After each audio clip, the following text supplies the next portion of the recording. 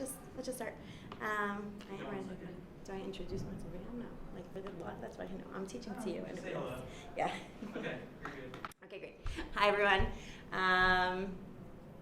We are continuing our exploration from last week of the search for sacred space.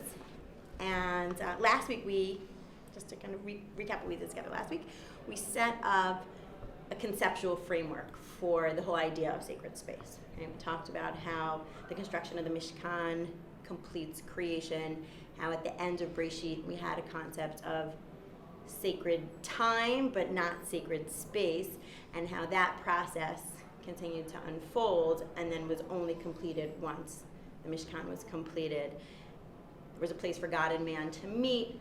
The narratives of Breshit, we saw the clan unfolded without that place for God and man to meet.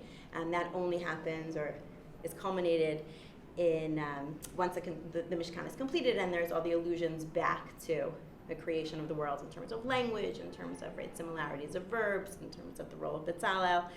And so this week what I want to do is transition from the theoretical framework and the conceptual framework, the whole idea of sacred space, and move to the more physical, practical, right?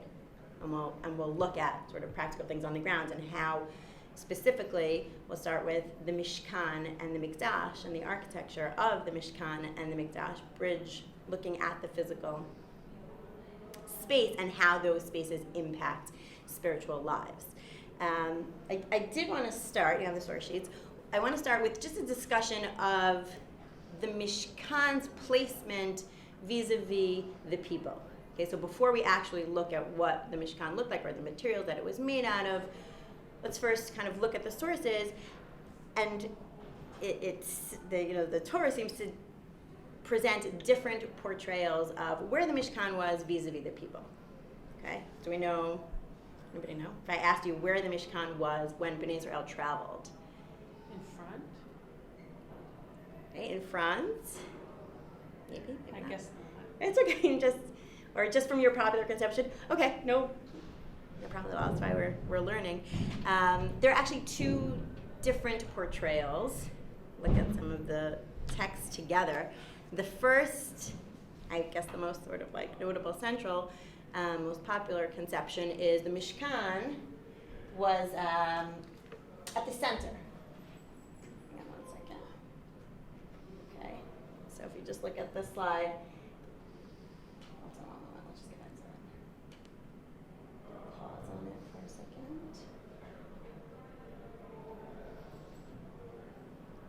Okay.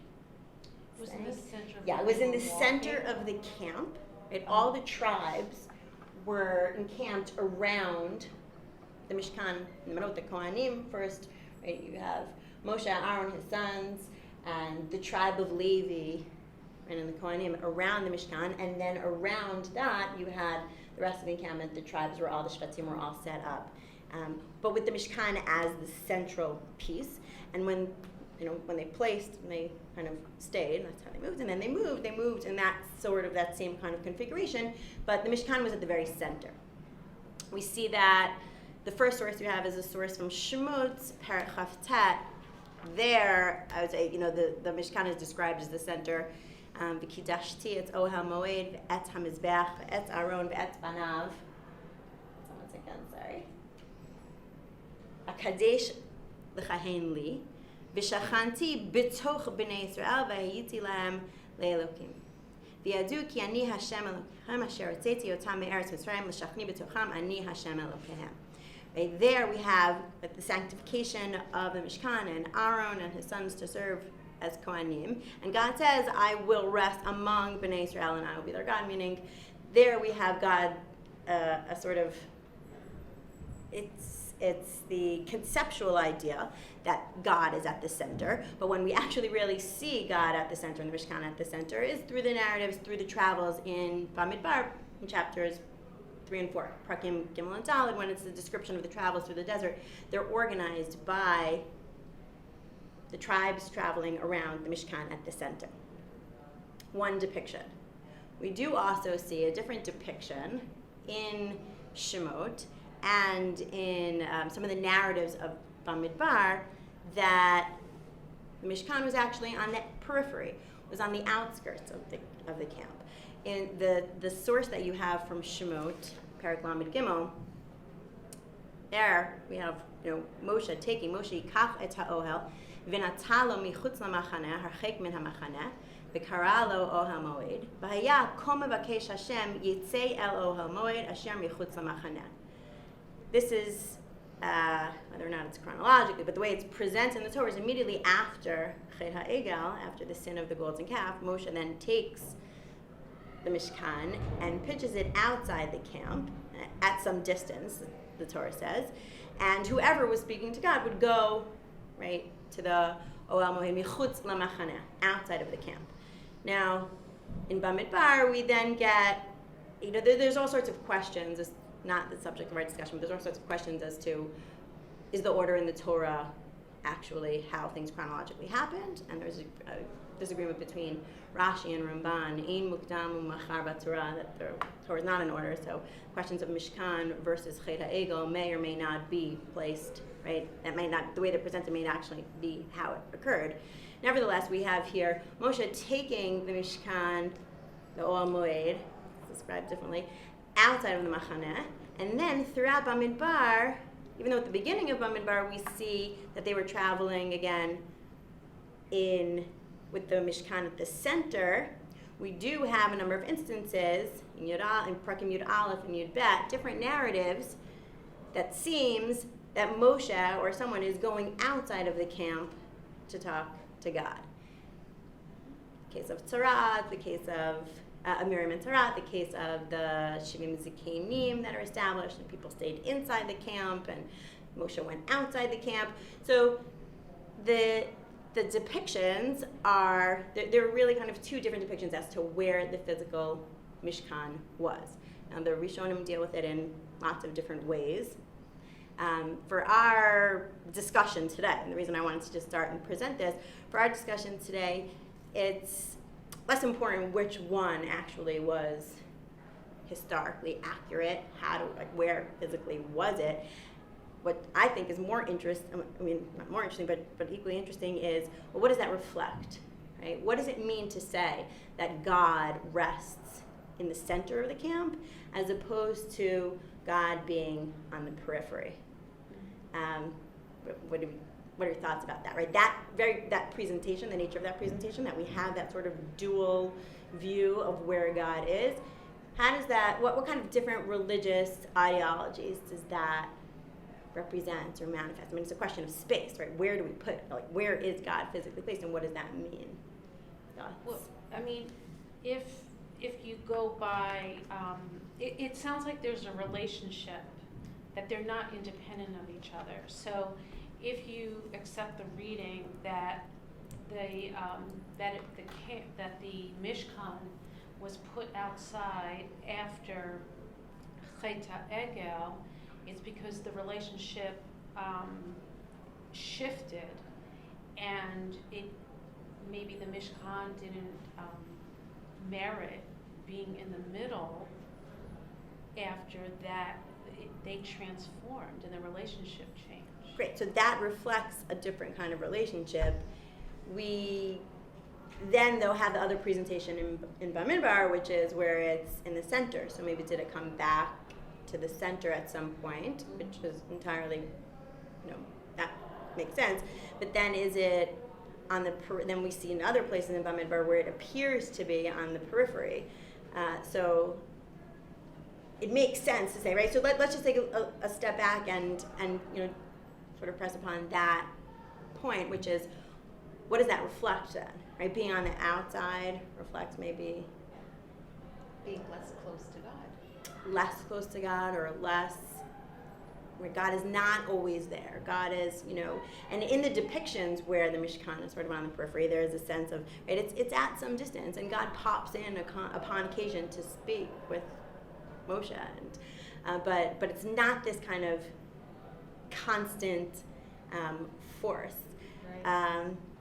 Yeah, let's take a look at this source with the. You touched on sure, something, sorry. but what is the difference between the Ohel Moed and the Mishkan? It's a great question. Excellent question, right? Is it different terms are used in different, sometimes it's called Mishkan Oel Moed, sometimes it's only called Oel Moed. We don't know? We don't exactly Okay. know. Sometimes in particular situations it will be referred to for the particular narrative.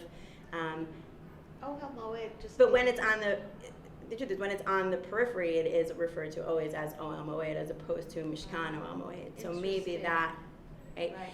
I want to kind of step to the, I guess, ideological or theological questions of what that represents. Right. What does it represent in terms of space and in terms of God? Just getting at our kind of central question is, okay, so what does that mean, physically placing someone on the, something on the inside as opposed to the periphery? And I do want to take a look at, let's just take a look at the source here on the bottom of the page. Professor Benjamin Summer, who's actually an SAR parent, wrote an article in the Journal of Biblical Interpretation discussing, right, the different natures. And he says, eloquently here, let me just get it here. The tense exemplify two different religious ideologies described by the historian of religion J.Z. Smith. A locative or centripetal view of the universe underscores and celebrates that which is primeval and central. All times and places have value or even reality only insofar as they relate to, borrow from, duplicate, imitate, or acknowledge the moment of creation or the axis that connects heaven and earth, which may be a temple or a sacred mountain, and is likely to be both.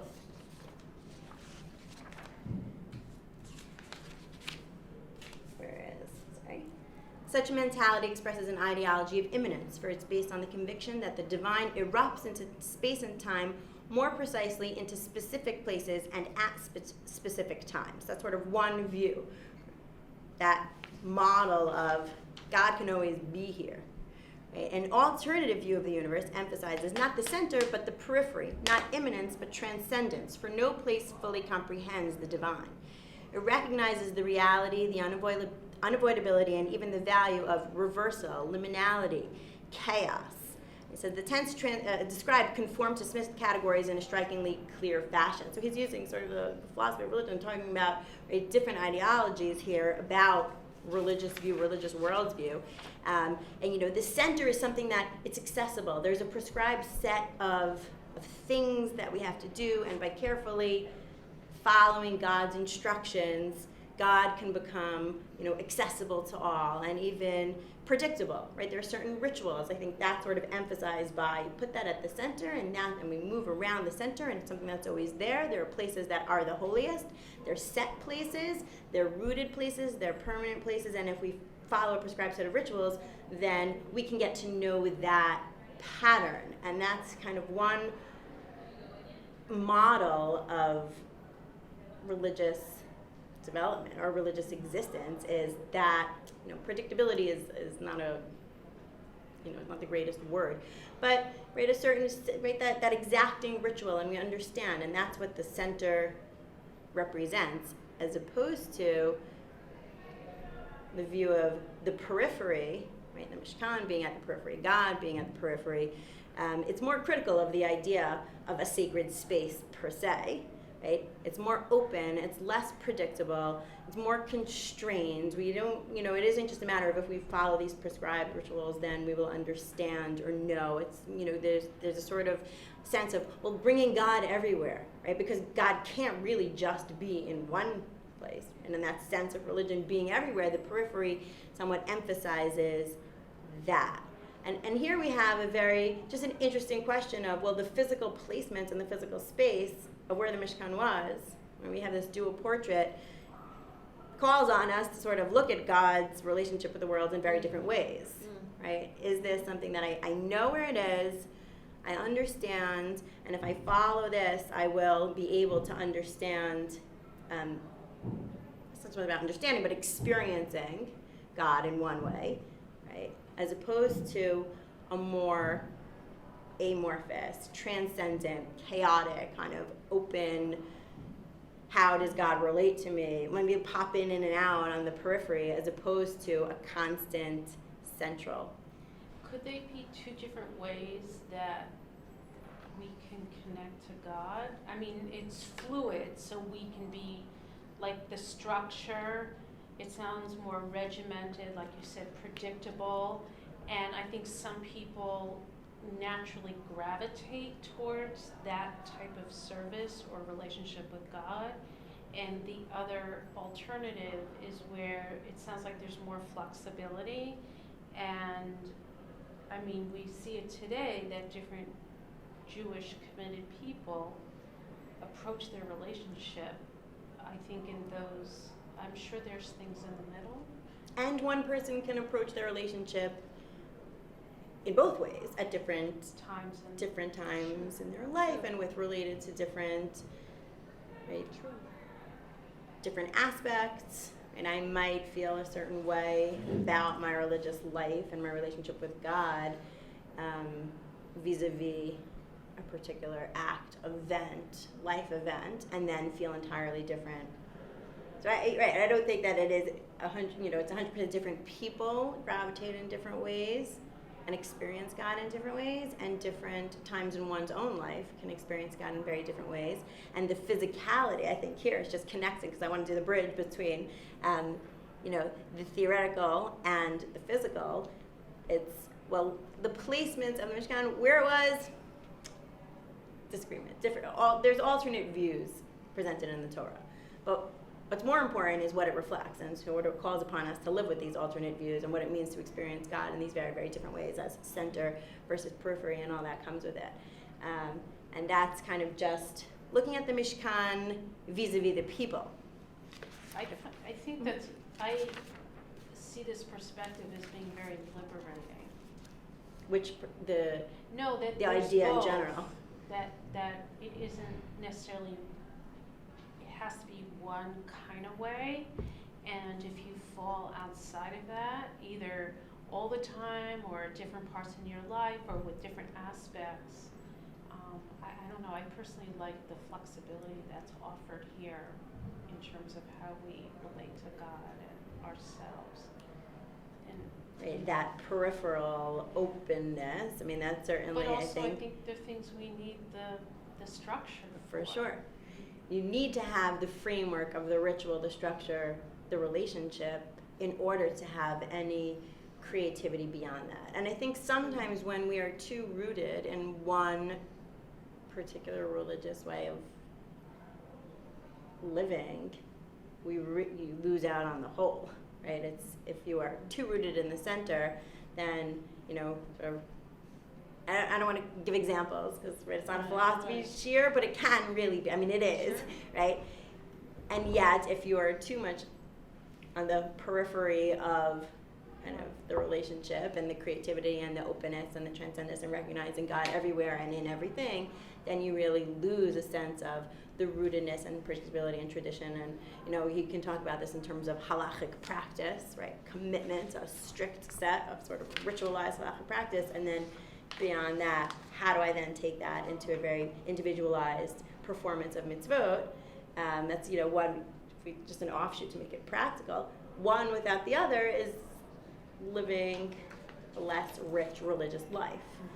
And I think having the fusion in both really empowers us to live the fullest religious existence. And again, the physical placement. And think about, I was thinking about this and saying, do we see our shuls as set up in any kind of way reflecting this, or our religious spaces having center versus periphery? And I don't know if we can take a moment to think about that. Where do we place things in? Where's the Aron? Aron is in the front, so the bima, and they're just kind of the books, the people, like just in all sorts of ways they can have those questions. And later on, when we look at contemporary shuls and Batei Midrash, we'll actually look at those types of things. But just getting yourself to start thinking of now bridging back from the theoretical, philosophical to the actual. Okay, so now that I'm designing the space, what's going to be at the center and what's going to be at the periphery? And periphery is not the negative; it's more like, I want everyone to be encompassed. So if it's at the periphery, then hopefully that'll encapsulate more spiritual awareness of lots of people, and just where we actually we move things around. So yeah, in further weeks we will definitely just look at that in terms of the structure of actual spaces. I want to move to, take the Mishkan and compare it a little bit with the Beit HaMikdash. So we're looking at our religious spaces, right? Moving from just where the Mishkan was vis-a-vis the people, and then just contrasting it, the similarities and differences with the temple. Okay. What is the biggest obvious difference between the Beit HaMikdash and the Mishkan? The permanence, the rootedness, 100%. The permanence, the rootedness, that very own.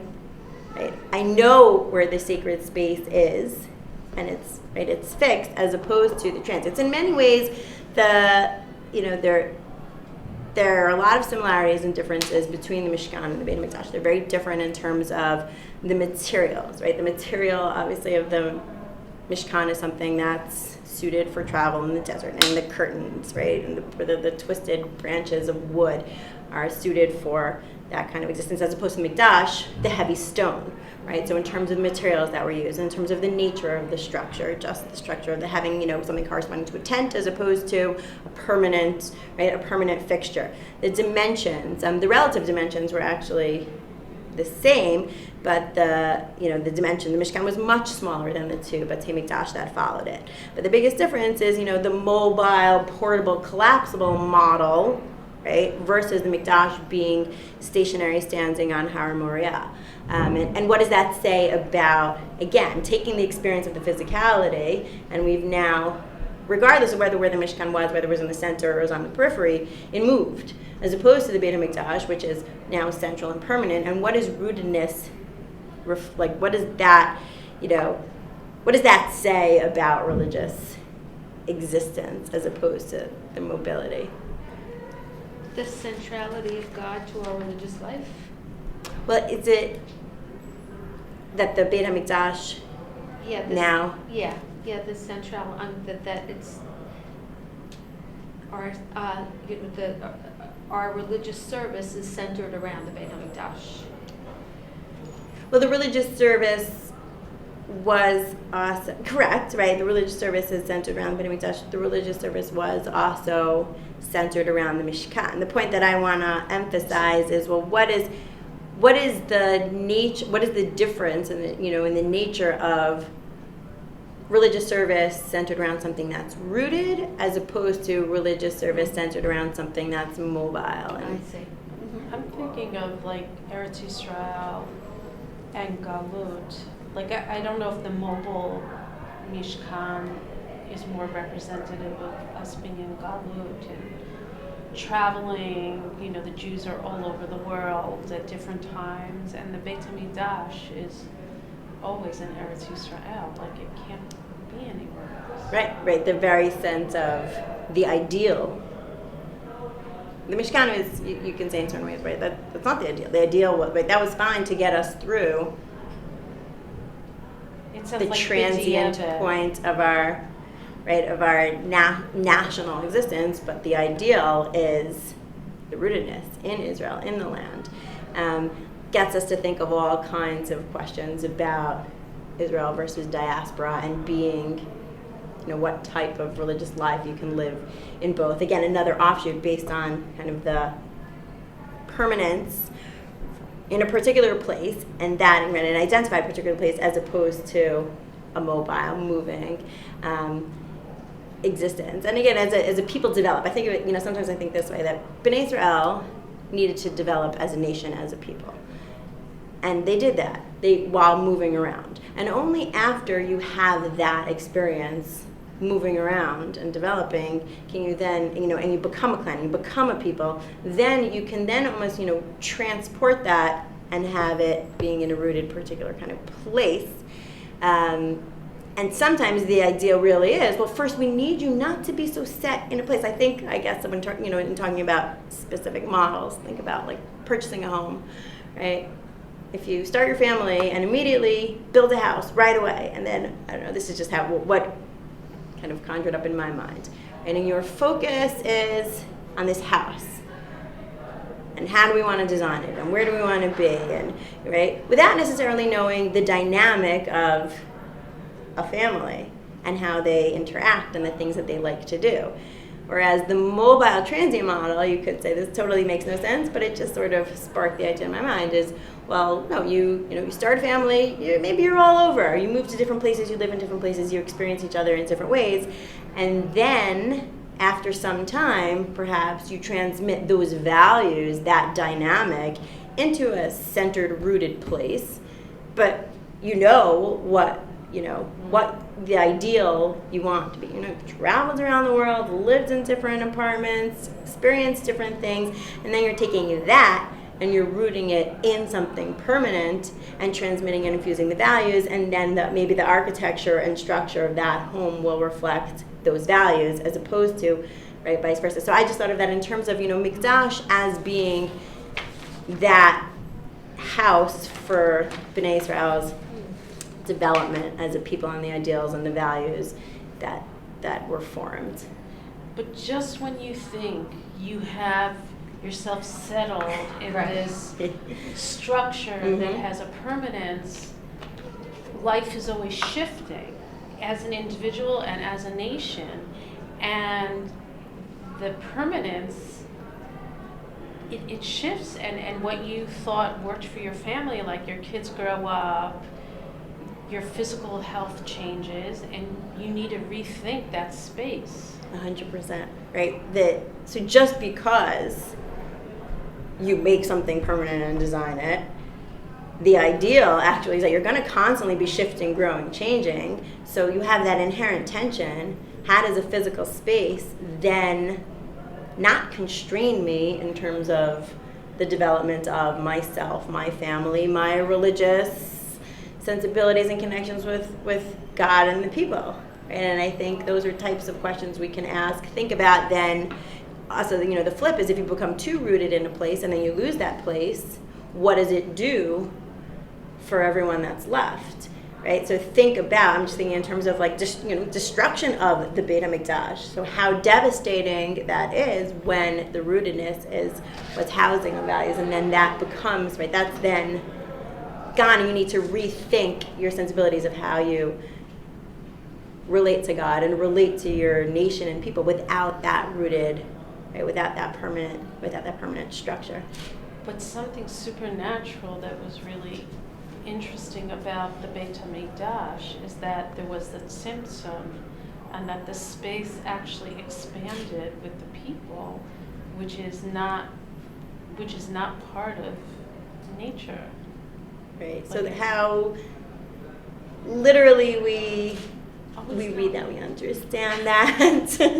Let's look at the architecture. I want so much I want to do with you. Doesn't seem to mean the opposite, constriction? So the truth is, I am not versed in Kabbalistic thought. It is constriction. It is, but it constricted so that more people could fit in. So it expanded so that more people. Gil, do you want a picture in the background? Okay, let's. I didn't mean to It's sidetrack okay. you. It's fine. Okay, I want to take a look at the architecture, actually, of the Beit HaMikdash, and then I guess the plan going forward was to compare. Let's just take a look at the architecture in and of itself, and then do a comparative analysis of architecture of Beit HaMikdash as compared to other temples, as compared to homes, and just see what this space signifies and how it transcends. First, I will share these. I mean, these links are shared, but there are a lot of great.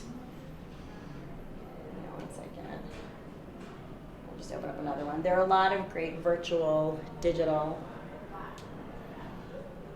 tours that are out there. This is just one, BeitHamikdash.co.il. שלום לכולם, כאן אשר כהן מאתר בית המקדש. רבים פונים אלינו בבקשה לצפות בסיור הווירטואלי באופן Just wanted to show you, these are just examples of links that you can go through, and it actually gives you kind of virtual tour of all the kelim based on the construction. There's Machon HaMikdash, the Temple Institute in the old house in the old city. It spans all of it, this is what it does, and it creates the kelim based on what we know from Tanakh. But now we have sort of, just working back to this.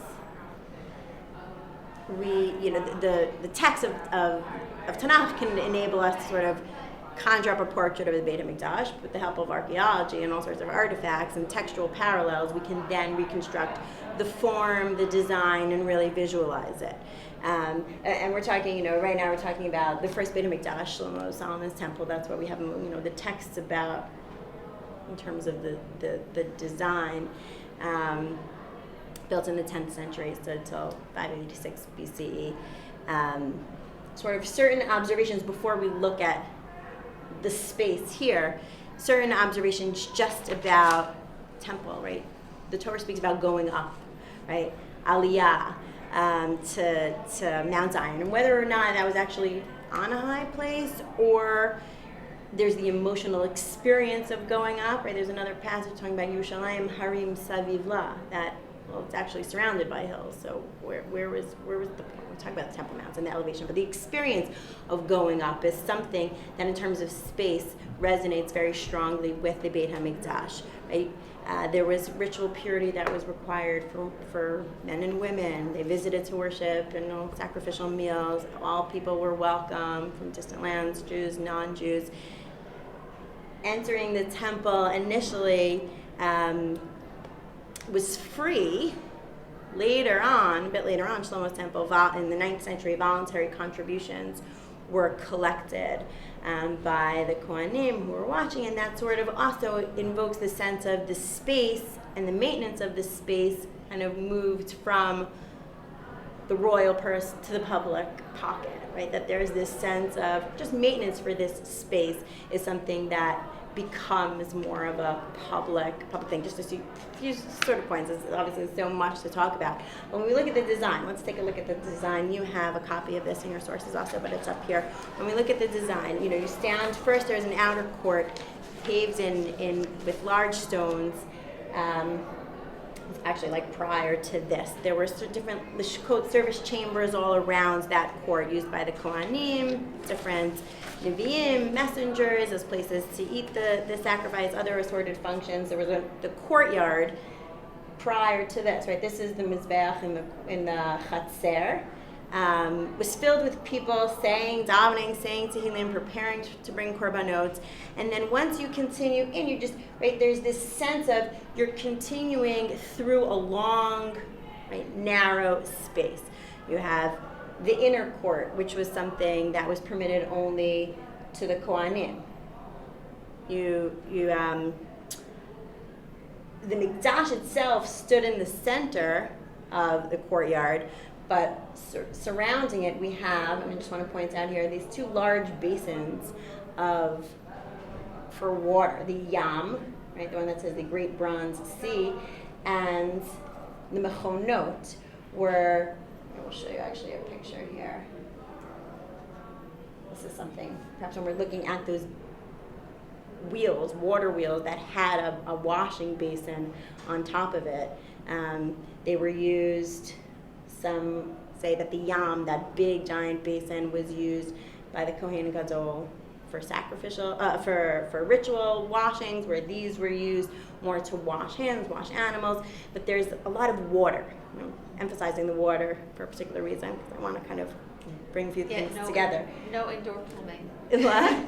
Yeah, no indoor plumbing. No indoor plumbing. This is actually from the British Museum. It was a bronze water wheel that was found, a water wagon that was found in Cyprus, dating from 1200 BCE. It was in the Met for the Assyria-Iberia collection earlier this year, so it was here. Wow. But this is, the closest thing that we have archaeologically to give us a sense of, well, what were these things, right? The Mechonot, with the water basins on top of it, and then you walk through, just giving a sense of space, right? You walk through these pillars which served no architectural function, and they actually were stylized on top. We think they stylized to look like branches and trees, and some say that they actually evoke the two trees in Gan Eden, Eitz Hadat and Eitz HaChaim, right? So that you have these pillars which are not holding anything up, but representative of perhaps, right, evoking that imagery of Gan Eden, as long as the water also, I think we can talk about symbolism of the water. Do you think there was any influence time by the architecture of the time on the building of the Mishkan? For sure, Okay. right? For sure influence, and we're actually going to look at another temple to actually see influence versus difference and how different things were perhaps established, set up. But just giving a sense of the space, right? This is a space that we walk through, and there's a sense of hierarchy, right? You go through the long room, the Hecht-Koller, the outer area, that's where you had the Shulchan, another Mizbeach, all the menorahs were in that central portal, and you go further and further, right? Only Kohanim were allowed here. And then you get to the ends, the Divir, another name for the Kodesh Kadashim, which had the Kruvim and the Aron, and that was where only the Kohen Gadol was allowed to go. And so that also, there's a real sense of hierarchy of space. Right? Were men and women equally allowed, except for the Kohanim? So we're not exactly sure, because in order to reconstruct, and again, I'm giving you this like blip, we have the discussions in Melachim, Aleph, right, Shlomo's temple. Then we also have Yecheskel, I should just mention this, the Navi Yecheskel, the last 9 prakim of Yecheskel is a vision of, Acharit Hayamim, and what the ideal future temple will look like. So taking, in his mind, he probably thought he was speaking after Korban by Rishon. So his mind, he was probably thinking that's going to be the second temple. But how does this, play out in terms of what the space will look like? So putting together, a little bit of renditions of what Yecheskel imagined. I mean, he was probably talking from his experiences of knowing the first Beit HaMikdash. So kind of looking and seeing and reconstructing. So we don't really know, just to answer your question, we don't really know exactly what the space was for the men, for the women, who, what, when, where, because we don't have like those kinds of diagrams. It's just putting together construction based on the text that we have in Tanakh and archaeological finding parallels. In terms of the feeling of this space, this is something that I just want to, highlight. There's a real, when you walk through the long corridor and you keep going with the Kodesh Kodashim at the end, there's that sense of hierarchy. Not that it's not accessible, right? But you can set up a space that, it's hierarchical, and I recognize that as I go through from room to room and from place to place, I am getting, more, elevated sense of holiness, and the people that were allowed to come here get narrower and narrower and narrower as you walk through, and the space sort of reflects that, right? That long design as opposed to a different kind of a design, which we will show you in a second. We'll get back to this in a moment. Great picture. I'm going to go back to it in a second. I just want to get to the design of the temple, the great temple at Megiddo, which is a very, I'll flip back and forth to the design to the actual. Megiddo is, no, that's, and we heard of Armageddon and Megiddo are connected. It's a hilltop, really, in northern Israel. Here's a better map, sort of south of, in the lower Galilee, in the lower Galilee, sort of about 20 miles south of Haifa, and it's really known for its historical, geographical, and theological importance. In ancient times, it was a very, very important city-state. It was very significantly and strategically located as a trade route between Egypt and Assyria. And because of this very strategic location, there were all sorts of important battles that were there. It was basically inhabited from around 7,000 BC to 586 BC, which is the time of the destruction of the first Beit HaMikdash. And so, there's very significant archaeological remains at Megiddo. It's undergone 3 different excavations. Wow. It's currently being excavated again. There's just amazing, fascinating. That's an aerial view of the archaeological finds at this very strategic location. And what's at the center, or actually I think it's off to the side, but one of the the most important finds at Megiddo was the great temple at Megiddo. And there was clearly this large, important temple, all sorts of questions as to who built it. It was a very complex labor organization that was required, right, in its structure. It dates from the early Bronze Age. So somewhere 3500 BCE is where we date the temple to, and the excavators actually described it as like the most monumental edifice uncovered in the early Bronze Age Levant. So you have this like giant temple. It ranks among kind of one of the largest structures of its time in the Near East. So questions abound. Who built it? What does that say about the people? What were they doing? What religion were they? Just all kinds of questions that are raised once, and I think the first excavation in Megiddo, I want to say 1923. I'm totally could be making that up. I will double check and let you know. But here we can start thinking about things in a comparative way, right? Oh, let's look at this temple, right? We don't know who built it, but essentially this is a drawing based on, and here's some more pictures, an aerial view of the temple at Megiddo, what its design was, and for our purposes, what does that design evoke, right? Here it's just, there was another picture of the temple, and there was this large altar for sacrifice also that was uncovered archaeologically at Megiddo, at the temple. So we know, right, they're bringing animal sacrifices, and it's an enormous altar, but I would say the biggest difference for our purposes of looking at the structure, going back to that drawing, is that, right, archaeologists have basically configured and have reconstructed the temple as being broad room design, very geometric, with these stone slabs at regular intervals within that large room. It's very orderly in a broad sense. So this just got me thinking in terms of, well, let's compare the temple at Megiddo to the architecture of the Beit HaMikdash, which was a very hierarchical, right? You walked through and you really got a sense, as opposed to what does the broad room evoke? What's the significance of that kind of It's more architecture? generalized. Like it doesn't like anyone can go through. It's also the entrance is in the middle on the horizontal side. Great, right? Entrance on the horizontal side.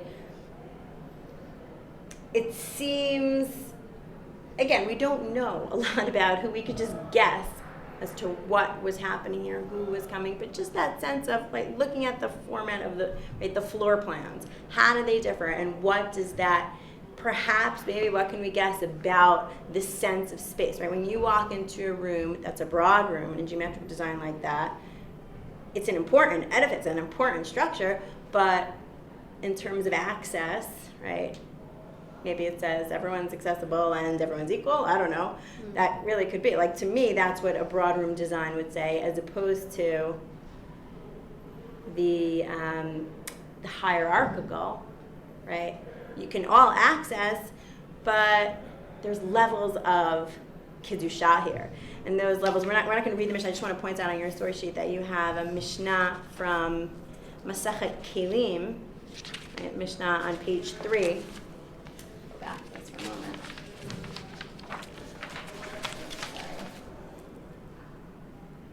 Just get back to the source sheet for everybody. Right. Did not include the English. My apologies. I'll just read so you get a sense. Eser Kedushotain, right? There are 10 areas of varying sanctity. Eretz Yisrael is more kadosh mikol ha'aratzot. And then it says, Ayarot Makafot Choma, cities that are walled are Mikudashot Mimena, are more sacred than are even more sacred within that. And then when it kind of goes on in Mishnah Chet, within Lifnim Min HaChoma, Mikudash Mehen, there's places that are even more sacred. And Har Habayit is even more sacred. And Hachel, the Ezrat Nashim, is more sacred. Ezrat Yisrael, and it's going on, Ezrat HaKohanim, etc., etc.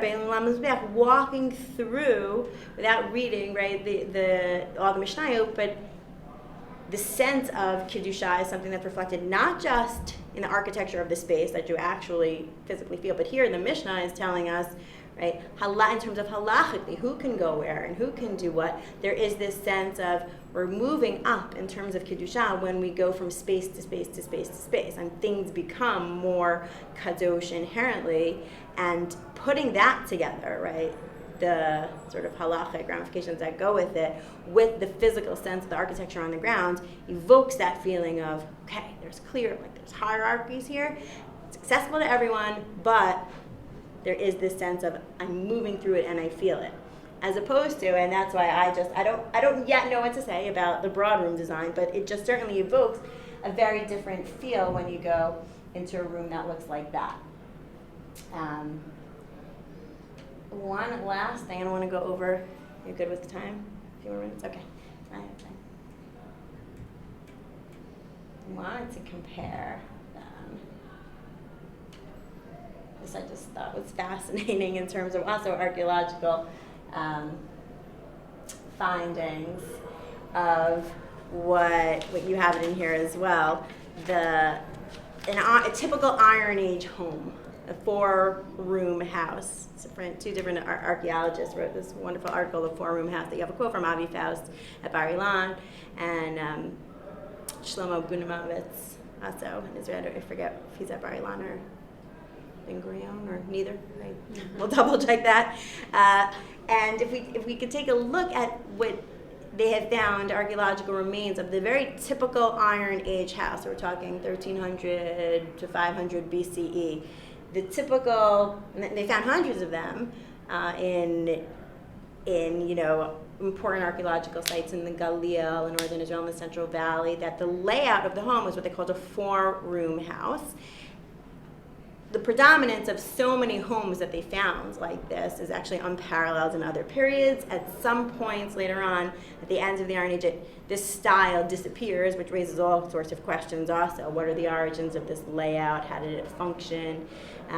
Is there a relationship between the house and the demographics in the Iron Age? Why was it so popular in the Iron Age? But essentially, the layout of the house, hold on one second, was 4 rooms. The rooms were really areas as opposed to rooms, because then they could be subdivided. But 3 parallel longitudinal spaces backed by a broad room with an entrance that was located in the central space. And the theory is that the spaces were actually all accessible from that central space. That central space may have been an open courtyard. And there's different variations of how space was subdivided in this house.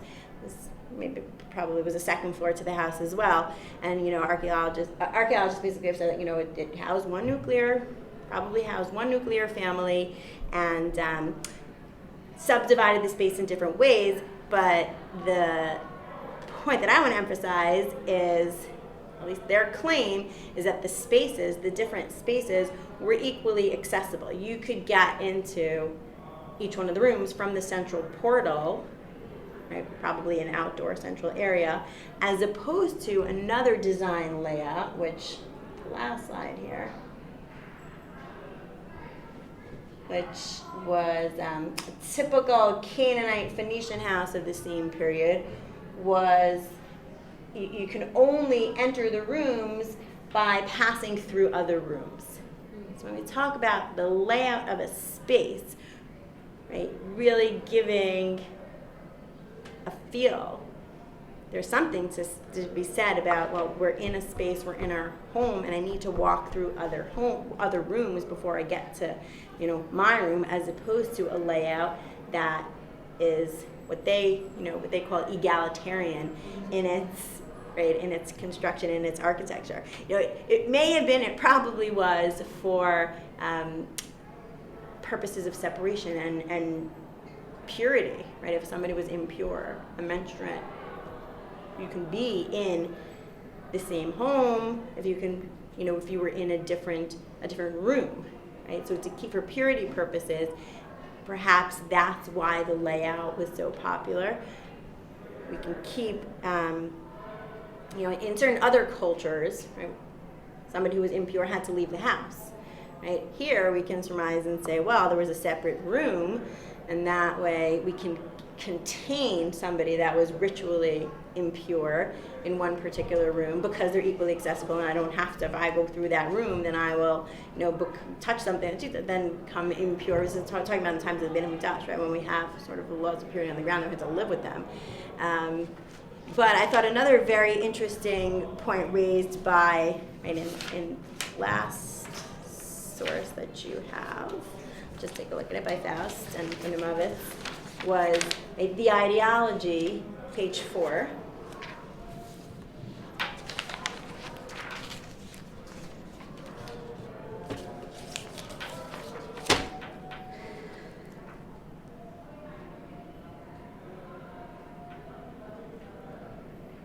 Of the ethos, of the egalitarian ethos reflected in such a layout, in such a design. Okay, so they, I'm not going to read this whole thing, but at the beginning they talk about how houses and other components of material culture really can impact and communicate all kinds of messages, right? The messages of how people lived and the environment and what were the divisions of gender and generation and rank and all of those things we can learn about from the physical structure of a home. And so here, I'll read the first bolded paragraph. An intriguing implication of access analysis of the four-room house is the correspondence between its non-hierarchical configuration, a quality that is lacking in most complex houses, and the democratic or egalitarian ethos of Israelite society observed by scholars from diverse schools of thought. Large households display a complex and hierarchically structured arrangement of living and sleeping spaces reflecting their complex social structure, right? Often manifested in hierarchical grading of accessibility and structural depth of spaces within the house related to generational and in some cases gender-based status distinctions, meaning a house that has like going through room to room to room. So you might say, okay, the most important people are going to get, I don't know, which room would you say? The front room, the back room, but there's clearly, right, when a house is designed or structured that way, there's questions of hierarchy, and that will, manifest itself in the layout of the house, as opposed to the claim here, the four-room plan lacks depth or access hierarchy, thus expressing a more egalitarian spirit. Right? The structure of the four-room house with its supposedly egalitarian ethos seems to bear a canonical message for the structuring of society. By living in the house, its occupants absorb the values embodied in it, thus ensuring the continuity of the ethos itself.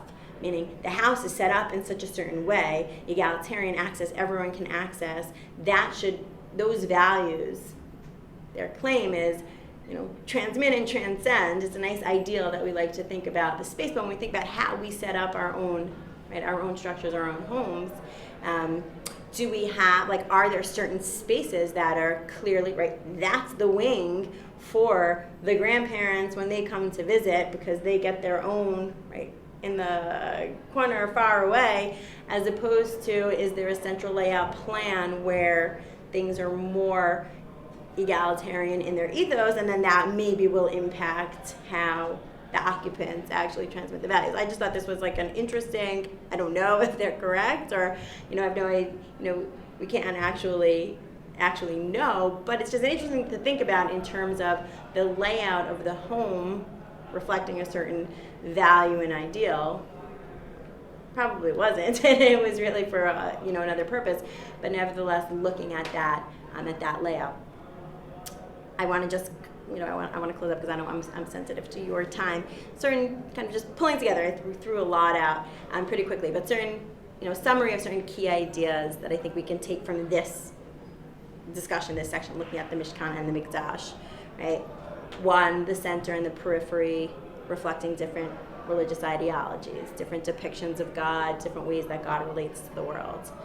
Two, the Mishkan as compared to the Mikdash, transience of space versus, transience versus rootedness. How does that play out differently in the lives of a people, and how does that play out in the lives of individuals? The Mikdash architecture, which we ran through very quickly, but that's the water imagery, and the Gan Eden imagery, getting us to sort of feel that this space is a replacement for, or really a completion of something else. Again, connected like we saw at the beginning, the completion of the creation of the world. There are images and motifs that are designed to hark us back to the Garden of Eden. The hierarchical yet accessible space, that you're aware of the hierarchies as you walk through, right? Looking at, compared to Megiddo, not so hierarchical, perhaps the temple, the broad room design, evoking a very different feel. And then you can kind of compare another space, the home space, and say, well, what did the home space look like? And how did that relate to the temple space? It's not hierarchical at all. It has a very egalitarian ethos and feel to it. So kind of putting all of these things together, the archaeology enlightens us, right, to get a sense of the design and the structure, how people related to their space, what it says about religious sensibilities on the ground. Temple-centric here, but moving more also towards homes and how homes were in the ancient worlds, and then play themselves out. Thoughts, ideas, I don't know. I'm just, kind of thinking about these things in a very different way than I ever did. Yeah. Do you think the four-room house idea has anything to do with the Beit HaMikdash? In terms of how it was, well, you could claim and argue that the space of the Beit HaMikdash. What do you mean having to do with the Beit HaMikdash? Is there a connection? Did you bring it because you find some connection between? Well, yeah. I just wanted to compare the design layout. I see. Okay. As compared to the hierarchical space of the Beit HaMikdash. Got it. Okay. Those were likely. Yeah. Okay. Right. That's really. Okay. Why I wanted to introduce the home, just to say, well, we could look at the temple as compared to this other temple, or we could look at the temple as compared to the design layout of a home, and those homes that were typical to that era. Exactly. I see. Okay. And then that gives you a very different sense of what the space feels like what the space is supposed to evoke. So the homes were interesting in and of themselves, but really as a point of comparison for, let's look at this home vis-a-vis the architecture and layout of the Mikdash, and interesting, right? Okay. There's a difference.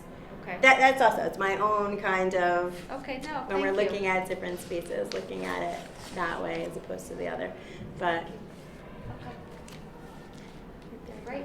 and next week we will move to Beit Knesset, like what the shuls look like. That should be interesting. Start with ancient, move a little bit, and keep going along. Thank you. Very good, thanks.